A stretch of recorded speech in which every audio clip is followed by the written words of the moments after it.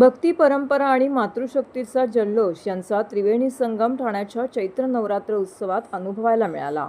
धर्मवीर श्री आनंददिघे प्रतिष्ठानच्या वतीने कोपरी येथील संत तुकाराम महाराज मैदानावरती आयोजित चैत्र नवरात्र उत्सवात सायंकाळी भक्तिरस आणि रंगतदार रास दांडियाच्या तालावरती अक्षरशः रंगून गेली होती। भाविकांनी अंबे मातेच्या गीतांवरती संस्कृतीचा जागर केला। राज्याचे उपमुख्यमंत्री शिवसेनेचे मुख्य नेते एकनाथ शिंदे यांच्या पुढाकारातून सुरू असलेल्या सहस्त्रचंडी हवनात्मक नवकुंडीय महायज्ञाच्या अष्टमी दिनी सहस्त्रचंडी याग आणि साज आरती पार पडली।